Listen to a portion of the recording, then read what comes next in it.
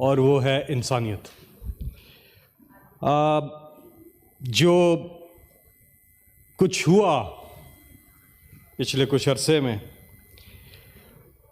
और जिस तरह से ख़वातीन, मज़लूम लोग, बेगुनाह लोग, सबसे पहले तो मैं अब हमारे शहरी पाकिस्तान के और वो तमाम ख़वातीन, वो तमाम बुज़ुर्ग, वो तमाम बच्चे, उन सब के लिए मैं यहाँ पर आवाज़ उठाना चाहता हूँ कि जितने बेगुनाह लोग हैं, जितने मज़लूम लोग हैं जो इस वक्त अपनों से दूर हैं, जो जेलों में हैं, उनको फिल फौर इंसाफ दिया जाए। पहली मेरी डिमांड ये है कि उनको फिल फौर इंसाफ दिया जाए कि वो अपनों के पास जा सकें और जितने बेगुनाह लोग हैं, जो कसूरवार हैं, उन पे कानून के मुताबिक इंसाफ होना चाहिए उनके साथ। लेकिन जो बेगुनाह लोग हैं, जो मजलूम लोग हैं, उनको फिल फौर रिहा किया जाए।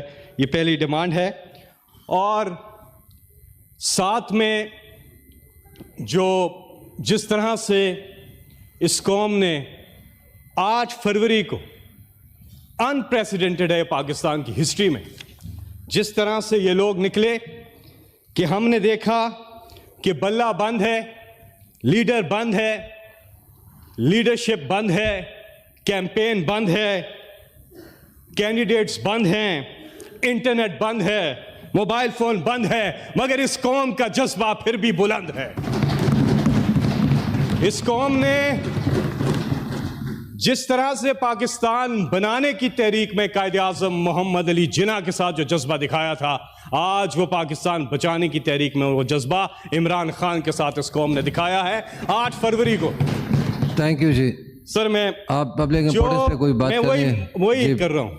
कंक्लूड करें प्लीज। चेयरमैन साहब प्लीज, मैं बड़े अरसे के बाद बात कर रहा हूँ, आप प्लीज मुझे कंटिन्यू करने दीजिए। जी प्लीज, बाकी मेंबर ने भी बात करनी है। जिस तरह से इस कौम ने जो मैंडेट दिया है 8 फरवरी को इमरान खान को, उसके बाद एक चीज वाज़ेह है कि ये कौम चाहती है कि उनके हर दिल अजीज लीडर इमरान खान, उनको फौरी तौर पर रिहा किया जाए, इमरान खान को रिहा किया जाए और उनकी अहलिया को रिहा किया जाए कि कौम ने मैंडेट दे दिया।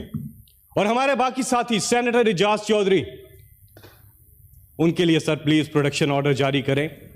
ये उनका आईनी हक है कि वो आएँ और यहाँ पर कमेटी की मीटिंग्स और हाउस की प्रोसीडिंग्स जो हैं वो अटेंड कर सकें। ये भी मेरा यहाँ से आपसे ये मुतालबा है।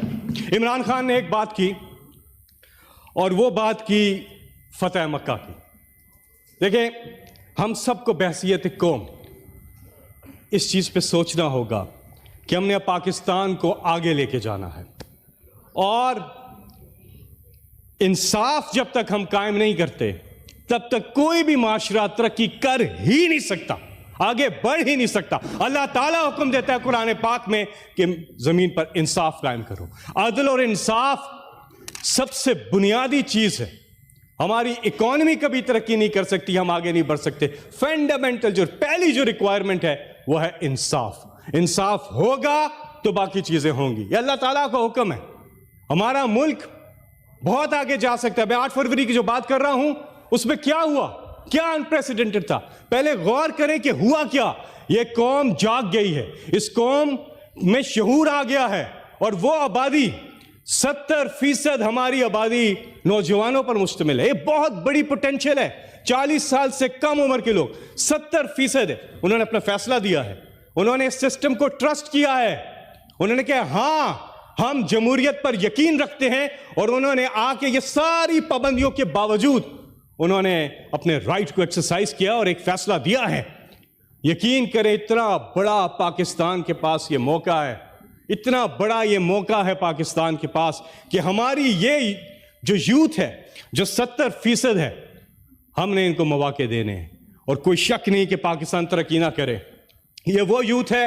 हम शहरों की बात करते हैं, मैं गांव देहातों के नौजवानों की यूथ की बात करता हूं और मैं उन्हें खराज तहसीन पेश करता हूं जो हमारे गांव देहातों के जो नौजवान हैं और जो खवातीन हैं, दोनों को उनमें जो टैलेंट है, जो मुल्क को आगे ले जाने का जज्बा है, हमें अभी इसको ज़ाया नहीं करना है। बहुत बड़ा नादिर मौका है 8 फरवरी को जो हुआ, थैंक यू जी। लेकिन चेयरमैन साहब प्लीज डू नॉट, आप बीच में वो करते हैं तो पूरा आपने वो, कोई डिस्कशन करनी है तो कॉलिंग अटेंशन मैं लेके आए यही please। बात कर रहा हूं कि क्या आगे की हिकमत अमली क्या होनी कॉलिंग चाहिए। अटेंशन लेके आए, कोई मैं- मोशन लेके आए प्लीज। इससे मैं 10 महीने बाद बर्दाश्त नहीं हो रहा, इन्हें क्या हो गया ये। मैं इंसानियत पे बात कर रहा हूँ, इस तरह की बात करते हैं। नहीं, आप कोई मोशन लेके आए, आप कोई टूल्स लेके आए। मैंने बोला आपके बीच में, मैंने बिल्कुल नहीं बोला, मुझे बात करने दे। सेनेटर फैसल मैं साहब, एक बात, मैंने इनके बीच में नहीं बोला, ऐसी बीच में बोल रहे हैं। आखिरी 1 मिनट प्लीज। सर आप प्लीज मेरी बात आखिरी सुनिए, 1 मिनट, मेरी please। बात सुन ले। मैं आखिरी बात कर रहा हूं, मैं अपनी बात खत्म कर रहा हूं। सर एक हम ये डेफिसिट, वो डेफिसिट, एक सबसे बड़ा डेफिसिट जिसका खात्मा बहुत ज्यादा जरूरी है, और वो डेफिसिट है ट्रस्ट डेफिसिट। क़यादत और कौम के बीच में ट्रस्ट डेफिसिट का खात्मा, ये सबसे जरूरी चीज है, और वो उन्होंने करके दिखाया। 8 फरवरी को उन्होंने कहा हाँ हम एतमाद करते हैं इस लीडर पर, और अगर मैंडेट चोरी करके कोई हुकूमत आती है तो ये ट्रस्ट डेफिसिट खत्म नहीं होगा और पाकिस्तान आगे नहीं जा सकता। जब आप मैंडेट का एहतराम करें, 17 सीटों वाले हुकूमत नहीं कर सकते हैं। हुकूमत उसने करनी है जिसने 180 सीटें ली हैं, और तहकीकात होनी चाहिए। फॉर्म 45 गवाही दे रहा है। सर सुने, ट्रस्ट डेफिसिट जब खत्म होगा क़यादत और अवाम के बीच में, तब पाकिस्तान आगे जाएगा। यहां पे इन्वेस्टमेंट आएगी, यहां पे लोग आएंगे। आपका ट्रस्ट फैक्टर बहुत ज्यादा जरूरी है। हमारे ओवरसीज नहीं, इस मुल्क को चला देना है, इतना उन्होंने भेजना है। लेकिन जो जिसको वोट दे रहे हैं, जिसका मैंडेट है, उसको हुकूमत करने का हक हासिल होना चाहिए। मैं सर आखिर में ये बात करूंगा कि जो कुछ भी हुआ, एक चीज को जिंदा रखने के लिए आप अपनी पूरी कोशिश करें। जिंदगी तो खत्म हो जानी है एक दिन, सब ने चले जाना है, अल्लाह ताला की जात बाकी रहनी है, सब ने चला जाना है, दुनिया फानी है, इसके बाद की जिंदगी जो है बाकी रहनी है। हमारे दिन गुजरते जा रहे हैं, हमें समझ ही नहीं आ रही हम करते क्या जा रहे हैं अपने आप के साथ। दिन तो गुजरते जा रहे, खत्म ठक, अल्लाह के हुजूर पेश होना है फिर। लेकिन क्या हम आपस में बैठ के, मैं सब साथियों को कहता हूं कि क्या हम ये सोचते हैं कि क्या हम एक बुनियादी चीज जिसको कायम रखना हमें हमारी अव्वलीन जिम्मेदारी है, और वह इंसानियत, उसके लिए सोच करें, उसके लिए काम करें। और कोई शक नहीं है कि जो हमारी कौमी यकजहती है उसको बहाल करने का ये बहुत बड़ा नादिर मौका है। चेयरमैन साहब मुझे खत्म करने दे मेरी बात, मुझे खत्म करने दे, फिर मैं आप मेरी बात खत्म करने दे। Thank you ji. Senator Naseebullah Bazai साहब, सेनेटर नसीबुल्लाह बाज़ई साहब, थैंक यू सर। आपकी बात खत्म हो गई, प्लीज माइक खोलें फैसल साहब का 1 मिनट के लिए। जी माइक खोलिएगा, मैं आखिरी बात कर रहा हूं। बाज़ई साहब बस आखिरी 1 सेकंड। नादिर मौका मिला है 8 तारीख को कि हम कौमी यकजहती को बहाल करें, ये बहुत ज्यादा जरूरी है। और आगे हमने बढ़ना है। फतेह मक्का की बात की, इमरान खान ने बहुत जबरदस्त बात की है, ट्रूथ एंड रिकंसिलिएशन की बात की है, बहुत जबरदस्त बात की है। आए उस पर अमल करें, और जो अल्लाह ने हमें हुक्म दिया उस पर अमल दरामद करें। अल्लाह ने जो हुक्म दिया, सुने आखिरी बात कर रहा हूं, आखिरी बात। चेयरमैन साहब प्लीज डू नॉट इंटरप्ट मी, मुझे खत्म करने दे मेरी बात, मैं खत्म। आपने 10 दफा आखिरी बात कर ली है आखिरी बात में आप बार बार बीच में आ रहे हैं ना, तो वो बात पूरी नहीं हो रही जी। सेनेटर साहब, इन्हें बड़ी तकलीफ हो रही है। सेनेटर साहब प्लीज देखिए, आप जब बोल रहे हैं, मैं बीच में नहीं बोला हूं। सेनेटर साहब, साल नरगिस अपनी बेनूरी पे रोती है, बड़ी मुश्किल से होता है चमन में दीदावर पैदा, वो आंख, वो विजनरी आंख कि देख सके कि अल्लाह ने हमारे मुल्क को क्या नहीं दिया।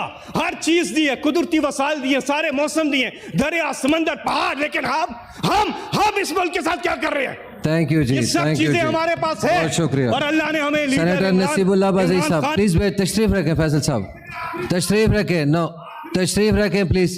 सेनेटर नसीबुल्लाह बाज़ई साहब please. Thank you sir ji.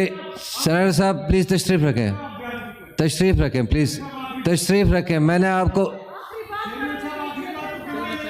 Ji sir आखिरी बात खत्म नहीं हो।